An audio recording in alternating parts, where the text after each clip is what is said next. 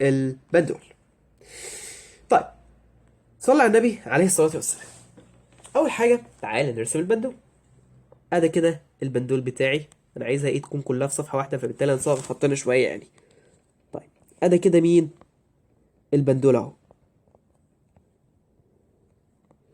تمام؟ طيب، أنا مش عايز دي عشان الشرح بتاعي يبقى إيه؟ يبقى واضح شوية. أنا بس عايز الجزء ده كده. طيب، تعالى كده نكبر عليه، نعمل زوم عليه واحنا بنشرح، وبعد كده نرجع نصغر تاني.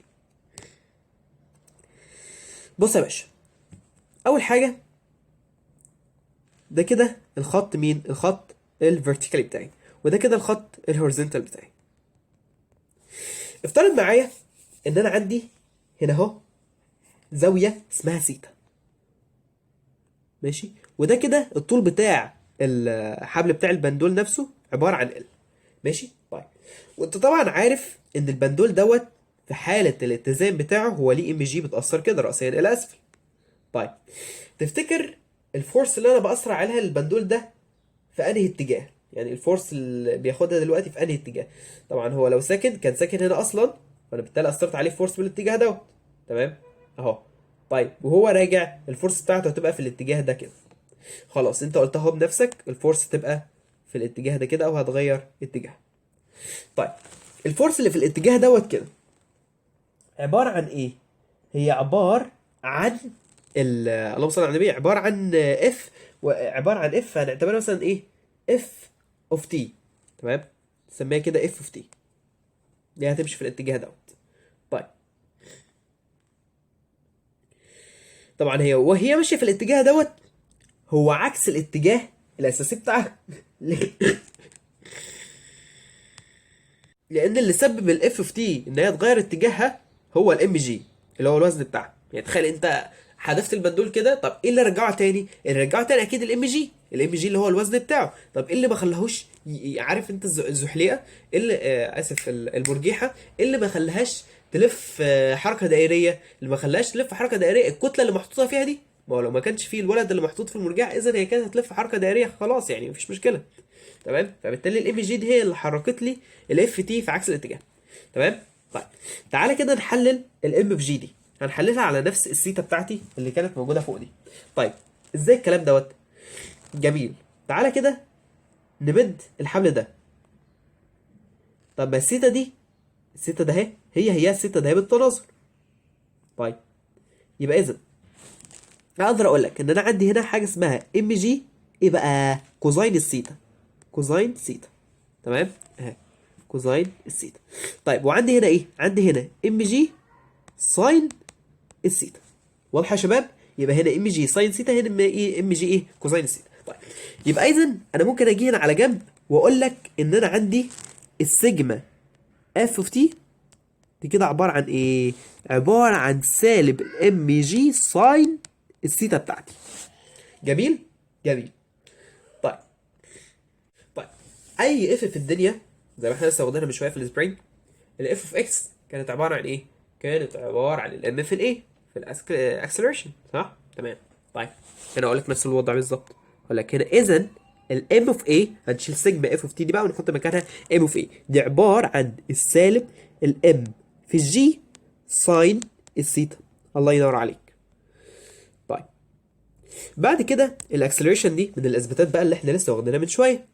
قلنا ان الاكسلريشن كانت عباره عن ايه يا شباب؟ تعالى كده على جنب. الاكسلريشن اللي هي العجله، اللي هي كانت المشتقه الثانيه للازاحه. تمام، اللي هي كانت عباره عن الاكس ضدتين. ايوه، قلنا ان هي عباره عن، صلى على النبي كده عليه الصلاه والسلام، سالب اوميجا سكوير مضروبه في الايه؟ مضروبه في الاكس. طيب، تفتكر الاكس دي كانت عباره عن ايه؟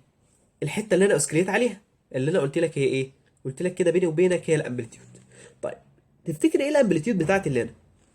احنا عارفين الامبليتيود هي دي. تمام، اللي هي ربع الموجة الكاملة، اللي هي الحتة دي بس كده. طيب، الحتة دي افترض معايا ان احنا هنسميها اس. ماشي، جميل خالص. طيب، اخدنا في ثانوية عامة ان الاس دي طول القوس. طول القوس هو عبارة عن الزاوية اللي قصاد القوس مضروبة في الطول اللي هو ال دوت، اللي هو ال اللي جنبك ده اللي انت شايفه.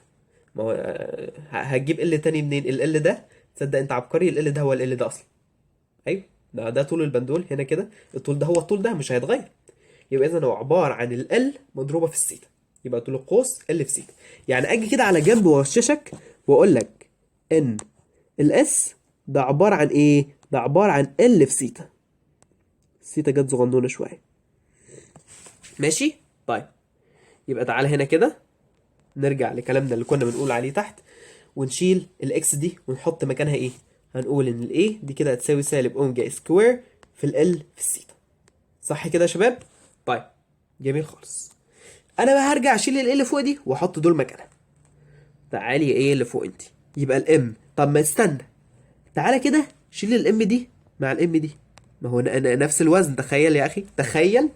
يبقى هو ايه؟ نفس الوزن. طيب هنشيل الايه ونحط مكانها مين؟ ونحط مكانها سالب اوميجا سكوير مضروبة في ال مضروبة في السيتا. طيب وبعدين بقى، ولا بعدين ولا قبلين، الكلام ده كده بيساوي سالب الجي مضروبة في الساين السيتا. قال لك السيتا دي صغنونة جدا، خلاص في السيتات الصغنونة جدا، انت عارف ان السيتا فاصلتها اساسا ما بين السالب واحد والواحد، قال لك في السيتات الصغنونة جدا بنعتبر ان الساين سيتا هي السيتا.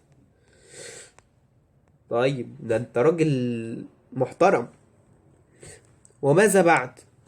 خلاص سيبك من السالب ده والسالب ده، يقوم ايه؟ طايرين مع بعض. اذا الاوميجا عباره عن ايه؟ هات لي كده الاوميجا في طرف، تقول لي هي جي على ال تحت الروت بس. متخيل ان كده احنا خلصنا خلاص؟ طيب ماشي. وبعدين قال لك مش الاوميجا دي هي 2 باي اف، يعني 2 باي اف ده كده بيساوي الروت بتاع الجي على ال. ايوه. وبعدين ممكن تجيب لي الاف دي كده في طرف، يبقى الاف عباره عن ايه؟ الاف دي كده عباره عن، ما تصلي على النبي يا عم، صلي على النبي. الاف دي كده عباره عن ايه؟ عباره عن واحد على الاتنين باي مضروبه في ايه؟ مضروبه في جذر الجي على ال. خلاص هات لي التي بعد اذنك. التي يبقى شقلب الكلام ده كله، يبقى هتشقلب واحد على 2 باي تبقى 2 باي، هتشقلب الرود اللي هو جوه الرود، يعني الرود مش هيتشقلب، الرود كده كده هيفضل زي ما هو، ولكن شقلب اللي جواه تبقى ال على الجي. شفت بقى لما تكون فاهم الحاجه حلو ازاي؟ طيب احنا كده اثبتنا الكلام ده كله اهو، بحيث برضه لو انت عايز تنقله، يعني ايه الدنيا بسيطه خالص، ولا هي معقده زي الحاجات اللي انت تشوفها في الكتب ولا اي حاجه، ولا جبت لك دي 2 على دي 3، لا الدنيا بسيطه خالص اهي يا شباب. طيب حته بقى ايه، يعني حته كده ايه بتاعت ناس بتحب تشغل مخها شويه. طيب ايه هي؟ بص بيقول لك هنا الزمن الدوري، الزمن الدوري بتاعي، بس هي كانت جايه بصيغه انجليزي طبعا. هل الزمن الدوري بتاعي ده بيعتمد على الكتله؟ يعني لو انا جبت لك مثلا سي مثلا ان انا اخلي البندول مثلا في 2 جرام، بعد كده اخليها 4 جرام، هل الزمن الدوري وقتها يختلف؟ التي اللي قدامك ده يختلف؟ هتقول لي بص التي ما بيعتمدش الا على ال والجي. يعني ايه؟ يعني لو انا جبت لك البندول دوت، خلينا اذكياء، لو انا جبت لك البندول ده حطيته في سطح القمر هيختلف عن حركته في سطح الارض. ماشي. طيب لو انا طولته، كل ما هيزداد ال كل ما هيزداد الزمن الدوري. تعالى كده نتخيلها. انا كده البندول بتاعه، انت مش عايز تيجي ليه؟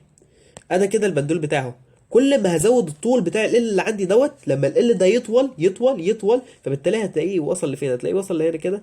فشوف شوف هو بيعمل اسكليت قد ايه، غير الاسكليت اللي كانت جوه دي اسكليت صغنونه، فاهم؟ ففي فرق كبير جدا، فبالتالي وقتها الزمن الدوري بتاعي بيتغير، لان سعه الموجه نفسها بتتغير اصلا. واضحه؟